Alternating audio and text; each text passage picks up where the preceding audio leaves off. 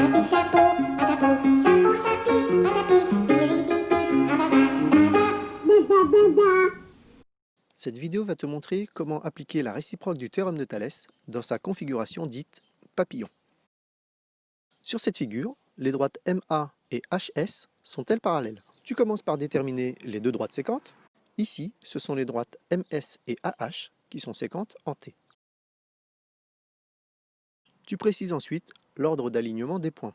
Comme pour le théorème de Thalès, tu commences par lire sur la première séquente en allant de la première parallèle vers la deuxième parallèle. Dans cette vidéo, pour que ce soit plus simple pour toi à comprendre, je vais abusivement utiliser le terme parallèle, étant donné qu'on ne sait pas si les droites en question le sont. Ce qui donne les points M, T et S. Et en lisant sur la deuxième séquente, toujours en allant de la première parallèle vers la deuxième parallèle, on a les points A, T et H. Il faut maintenant comparer deux quotients. Le premier quotient se lit sur la première séquente, c'est-à-dire la droite MS. Pour l'obtenir, tu pars du point d'intersection, T, tu te diriges vers la première parallèle, tu obtiens TM. Tu repars ensuite du point d'intersection et tu te diriges vers la deuxième parallèle. Tu obtiens TS. TM vaut 13,2, TS vaut 12.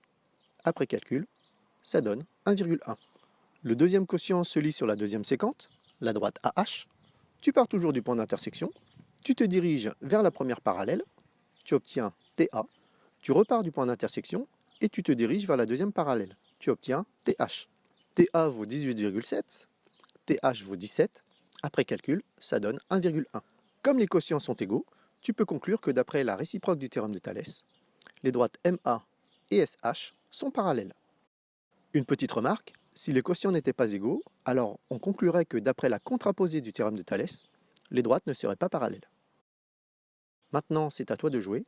Sur une feuille correctement présentée, tu feras ces exercices.